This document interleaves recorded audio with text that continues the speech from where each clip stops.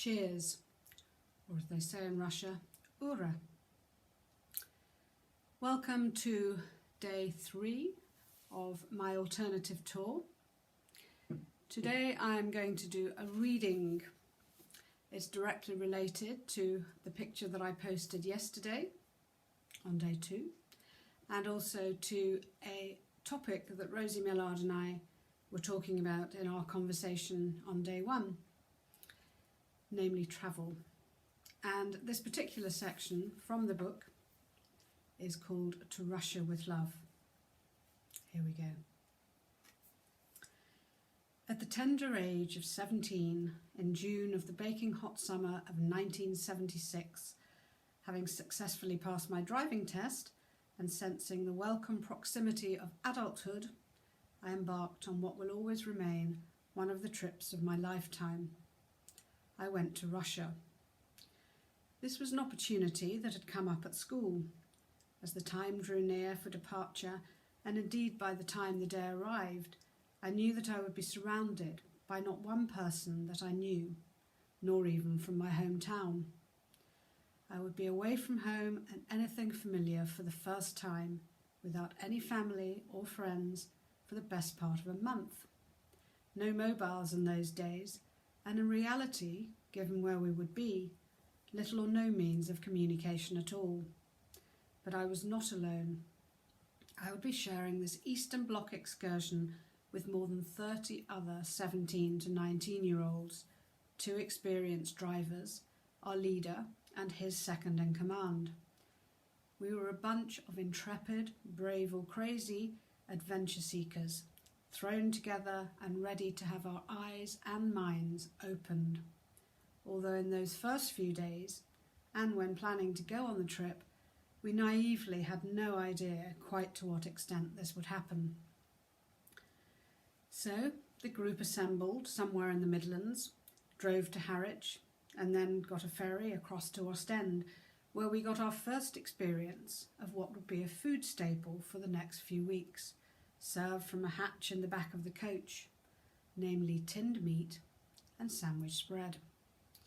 Those 2 things have stayed with me, a little like that alcoholic beverage that you get terribly drunk on that first time and which will never be forgotten nor consumed again.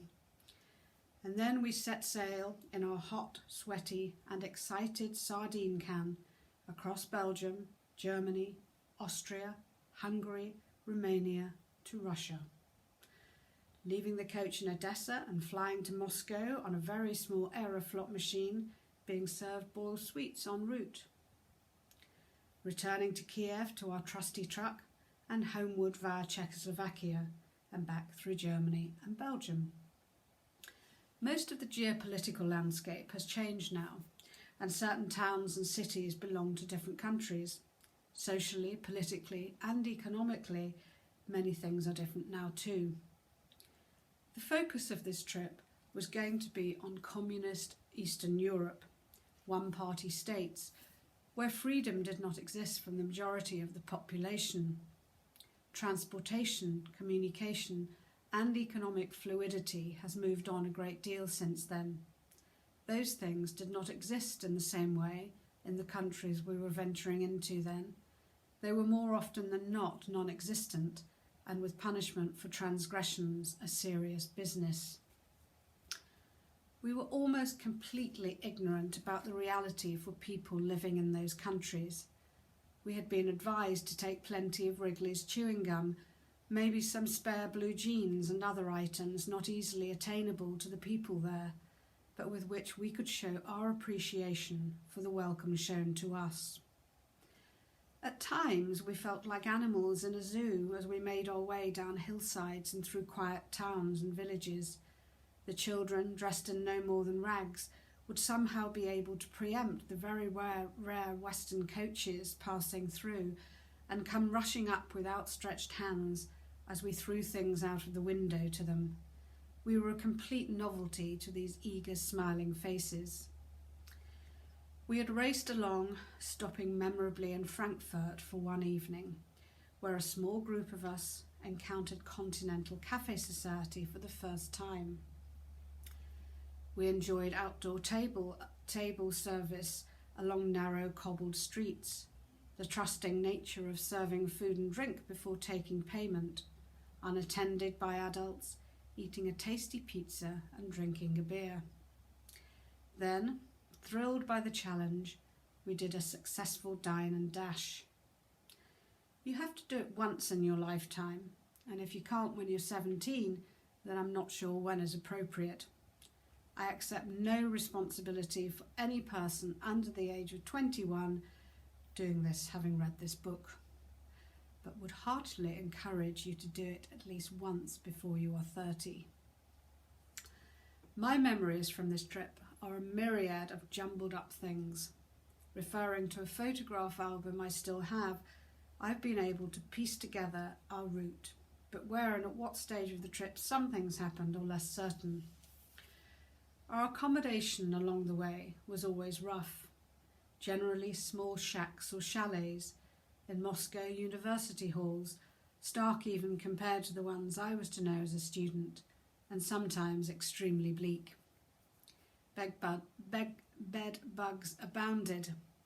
Thin, damp mattresses were the norm. I don't remember any bathrooms, but stopping off to go to a loo as we drove through a town in Romania, we had to use a barn, squatting on the floor along with everyone else, straw replacing loo paper and any sewage system. We visited very many special places.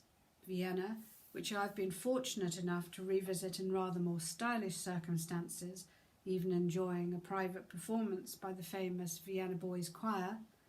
Karlsruhe, Budapest, where we gazed wide-eyed at the beauty of the Danube and watched players playing on their giant chessboard on a hillside overlooking the river. Sleepy Romanian villages and towns, swimming in the Black Sea in Odessa, where I'm also ashamed to say I fell asleep during a performance of La Traviata in the Odessa Opera and Ballet Theatre. My James Bond moment on the Hungarian-Romanian border, where our coach was searched and the drivers very quietly went around our group, checking that we were not carrying any currency from the country we were leaving. I was. We surreptitiously ventured round to the coach boot, extracted my case and the money contained in it, and slipped it into a bin without any qualms. The border guards were pleasant enough when looking through my belongings, and seemed to enjoy asking after everyone in my pocket photograph album. Perhaps there was something shady in the looks of my family. We played frisbee in the Carpathian Mountains and swam in the lakes there, and continued to eat sandwich spread. Prague, on our return journey, seemed like a world away from what we had been used to for the previous weeks, which felt like months. It was westernized, at least by the standards of the other countries we had been in. We ate hamburgers, wandered freely, and in the quiet and calm of a bedroom, the drivers revealed to two of our party the truths of what had been going on in our time in Russia. Apart from making some great mates on the trip, I also got very close to one or two of the boys. It felt like a lifetime, although in reality any relationships were fleeting. We sought comfort, support and company with each other, quite innocent in our little world, which was a real protective blanket against the goings-on around us. Hungary and Romania had been rough. We had seen a lot of poverty, the likes of which these days you would only experience in third world countries. But unlike some of those places, and my knowledge of the ones I have visited since, or that people close to me have witnessed, where the people and the landscapes can still seem hopeful, there was a bleakness about these countries at that time for me. Russia was another ball game altogether. We witnessed so much that I hope I will be forgiven if I've got things mixed up. One night, somewhere in Russia, possibly Odessa, we all assembled for a party on the grass near our chalets. Someone had acquired vodka, and it was flowing freely, and we were happy, high-spirited, but well-behaved. and then the jeeps rolled in. The soldiers jumped out, machine guns in hand, and the end of our fun for the night. Except it wasn't.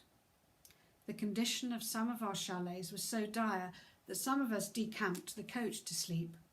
Some German people were staying in the chalets on the edge of the car park, and in the middle of the night the jeeps rolled up again.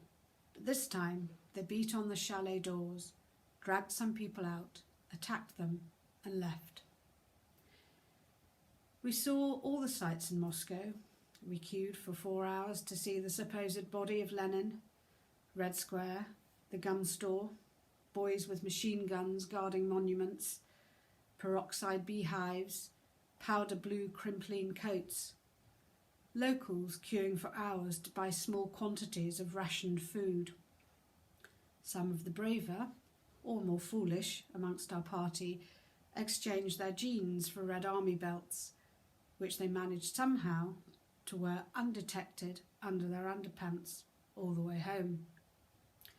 What didn't go detected, given that we had an in-tourist courier accompanying us for the whole 3 days in Moscow, was the strength with which our leader disliked the communist system. He spoke quite openly about his feelings and opinions. In-Tourist was the state travel agency responsible for organising the great majority of foreigners' travel within the Soviet Union. Rather more than a guide, they ensured that you only travelled where they wanted you to go, and presented the Soviet Union in a favourable light to impressionable teenagers. The truths that were revealed to some of us in Prague were that our leader, he of the loose tongue, had been cautioned in Kiev, our next stop after Moscow, and where we returned to meet our coach. I do remember him being taken into a hotel on the chalet site. He was warned that he had to stop his anti-communist propaganda, or he would be detained. For the remaining 3 days of our time in Russia, as we headed for the Czech border, we had a helicopter following us to ensure that he left. I suspect they may also have bugged the coach to guard against any unwanted speech. This was an extraordinary time. When I finally got home, I was so overwhelmed that I found it almost impossible to speak to people for many days, possibly weeks. In a way, you have so many thoughts and feelings inside you that they seem scrambled and need sorting out. Naturally, everyone I came into contact with demanded to know how my trip had been. It was as though I'd hot-footed it to Skegness for the weekend. I simply didn't know where to start. I had so much to digest. I had so many things to sort out in my mind, exactly what I'd seen and experienced. I needed time to think about everything and put those thoughts into some order and into the context of my own life. I needed time to return to my life. I stayed in touch with several of the group for many years, and we met up again for a reunion in London in the late summer of 1978. A lot had changed for me by then, and I slowly lost touch with most of my fellow travellers as the years progressed. My photographs, souvenirs, and memories stay with me.